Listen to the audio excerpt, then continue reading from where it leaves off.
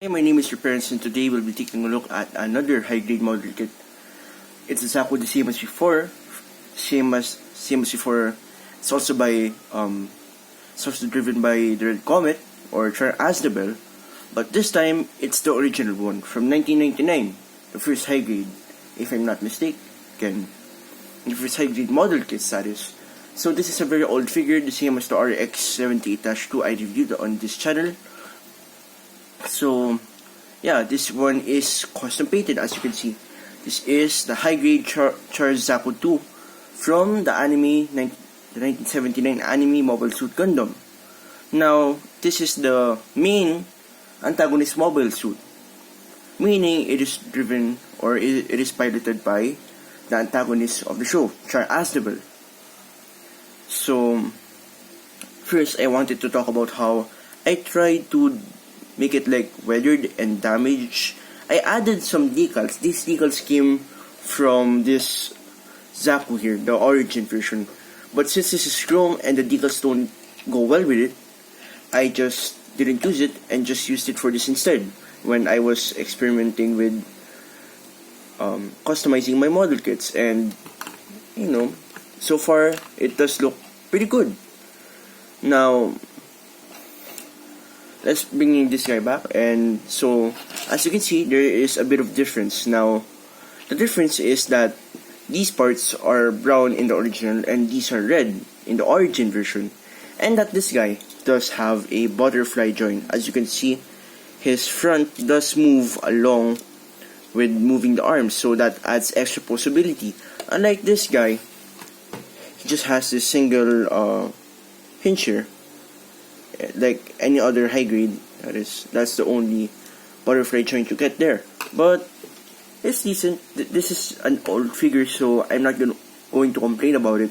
But recently, according to my sources, a revived version of the Zaku 2, Char as Devil's Zaku 2 that is, has been made, and it looks like this, but has the same skirt, and it also comes with a flexible one, which I think is a good choice because it adds more possibility to the Zaku 2. That's because the issue with this figure is that this figure has limited leg possibility because of this skirt.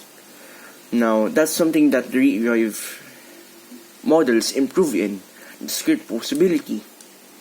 And now this, I added some decals, as you can see. Some of them are trying to go off, but it's more my fault. I'm just a beginner, so please don't hate in the comments. I just experimented with decals from high grade, so this is just my first time, that is. Now, he does come with a Zaku machine gun, as you can see here, and this figure in particular is the same one as the green version I reviewed on this channel with the RX-78-2. So it has the same accessories. It comes with the same bazooka, has a hinge, and has a hinge there in the grip, same as before. And it comes with a heat hawk as well. Now, my issues with this older Zaku design or mold is that you can plug this in and you can plug the heat hawk there by just sliding it down. Now, my issue with this is the heat hawk doesn't want to stay in really nice, and this peg is kind of loose. I just tap that by a bit and it falls off. That's a bit of an issue. So I think I did not mention, but in my high grade origin, this guy, I did have a axe over here. So this axe has a peg, and this peg pegs in directly to the side of the Zaku, unlike the original Zaku 2. So that's a big thumbs up. But the only problem is it has that peg sticking out. So if you don't want it, it has to separate one without the peg, which he can hold fairly decent. So let's not comparing a 1999 figure to a 2016 or 2015 figure. I forgot when this was released. But so yeah, the possibility for this guy is the same one as the green Zaku. Has a hinge joint here, has a swivel there, swivel here, hinge joint here, a ball joint in the arm that can extend and has a swivel there. Of course, he does come with trigger fingers and a regular right hand, which I also painted. Now, as for the other arm, he has a ball joint here, can go forward and backward. Head is in the swivel, and my issue with the head of the Zaku 2, the original ones, they don't have the control here, which controls the eye movement. So sometimes it's loose, so you have to tighten it up with a bit of super glue. On my sources, what my sources say, that is. So please, forgive me for this is my first customized model kit. I'm not that good in painting it, so yeah. So there's a lot of marks, seam lines, and please don't hate. Yeah. So there's a ball joint here, no leg swivel. So here we have in the origin we have this separate skirt piece, and this has a swivel. This is a separate piece there. See that black piece and this red piece, that's a separate piece, and these are side sears are on ball joints. But in the original one, it was not. It's just a hinge joint here, and this is one big whole piece. So yeah, that's all you get for that. And then first you have a double hinge joint. In the origin, this circle here was separate. This circle here, this was a separate piece on the runner. But here it is one piece with the ties. So yeah, you only get up to there of possibility. And I'm so surprised when I first saw this in magazines and in media. I wondered how this worked. I thought it would be it would limit possibility, but no, they were genius enough to make it do that. I'm not sure how to call that, but it's pretty genius how they managed to do this with the cable. Now, it also has that thing there, the opening leg or the extending leg. And this one, thankfully, I did not break. The last Zaku, the color green version, I kind of broke this piece here, this inner thing here. I kind of snapped that off, so I had to super glue that as well. I'm not sure with what I'm trying to do back then, because the manual for that Zaku was in Japanese. It was really horrible, a horrible time for my first build. So yeah, this is basically the same Zaku as the green one. Of course, yeah. Of course, you can take the heat hawk. You can hold it. It's not. Whoa! It's actually pretty solid, but most of the time it does not hold very well.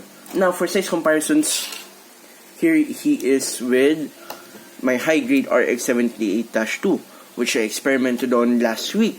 So basically, I painted this as well, and yeah, I like how this went over this, because this one's white, and the black weathering is more visible here versus the Zaku. And of course, since this is an older Zaku, you can take a stand, a high grade stand. I have here a high grade stand or a 144 stand. You can just use this adapter and just plugs in his crotch like so.